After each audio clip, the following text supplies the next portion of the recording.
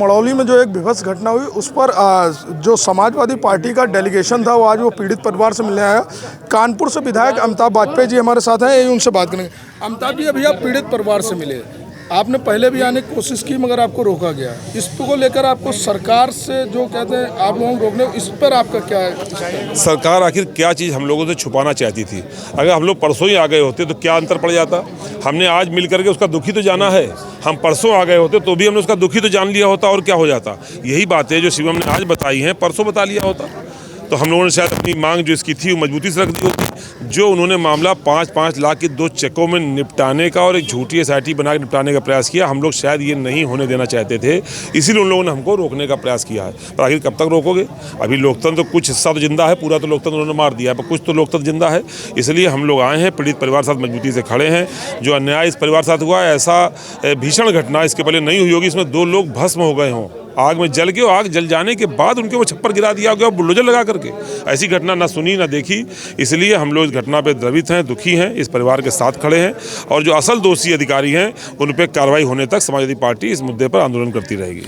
विधायक जी, कई बार आरोप लगता है कि विशेष समुदाय में कभी कोई घटना होती है तो उसको ज़्यादा तवज्जो दी जाती है, मगर आप खुद स्वयं ब्राह्मण हैं, विधानसभा में कहीं ना कहीं ब्राह्मण समाज का नेतृत्व करते हैं और एक ब्राह्मण परिवार के साथ एक विभत्स घटना हुई जिसमें एक बाप ने अपनी पत्नी और अपनी बेटी को खोया और एक भाई ने अपनी बहन और माँ को खोया। एक ये विभत्स घटना है और इस तरीके की घटना में कहीं ना कहीं जो बुलडोजर था, जिसको हम लोग कहते हैं तमाम तरीके अपराधियों के ऊपर चलाने की बात कही जा रही थी और लोगों की तरफ से आरोप लग रहा है कि ये खूनी बुलडोजर हो चुका है। तो आपका इस पर क्या स्टेप है?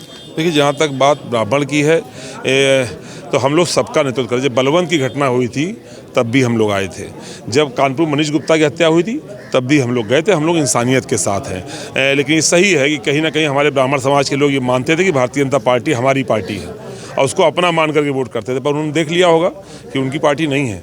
ये कारपोरेट कल्चर की पार्टी है, ये किसी जात धर्म की पार्टी नहीं है। ये दिखाती कुछ और है और बेचती कुछ और है। ये कारपोरेट कल्चर वाली पार्टी है। इसलिए उनका जो इंसानियत संबंधित मामला है, जो गरीब लोगों की समस्याएं हैं, जो मुद्दे हैं, उनसे कोई वास्ता नहीं। जो बुलडोजर की चाबी ये कह के दी गई थी कि माफियाओं पर चलेगा, वो माफिया तो जाने कहाँ छूट गए। जो मुख्यमंत्री कहते हैं उत्तर प्रदेश में कोई अपराधी है ही नहीं, या तो छोड़ के भाग गए हैं या दुनिया छोड़ गए हैं या जेल में चले गए, तो बचा कौन अपराधी?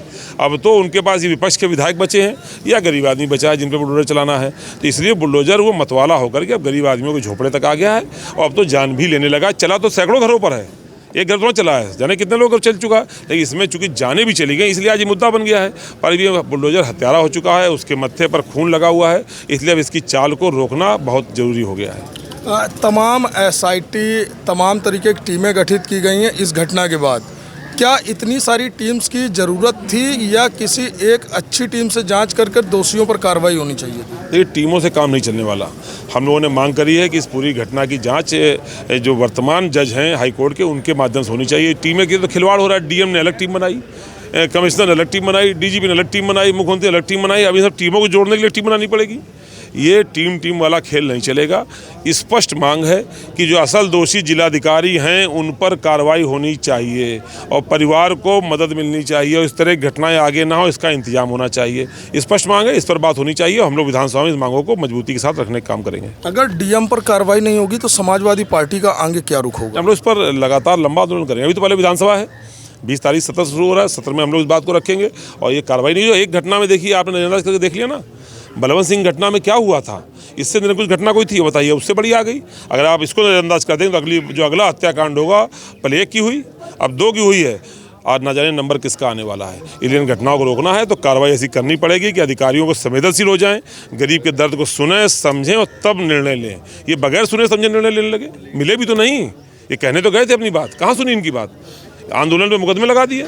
तो ये प्रवृत्ति को समाप्त होना चाहिए। अधिकारियों को संवेदनशील होना चाहिए, गरीब लोगों की बात को सुनना चाहिए। इसलिए हम लोग जिलाधिकारी पर कार्रवाई होने तक शांत नहीं बैठने वाले हैं। जैसा कि आपने देखा कि हमारे साथ जो समाजवादी पार्टी का डेलीगेशन था, उसमें से जो विधायक R नगर कानपुर से हैं अमिताभ वाजपेयी जी, उन्होंने हमारे साथ बात की और उन्होंने साफ साफ आरोप लगाया कि जो DM है उनका कहीं ना कहीं रुख संवेदनशील नहीं था। कैमरा पर्सन आदित्य के साथ उमेश भार्गव, पब्लिक लाइव।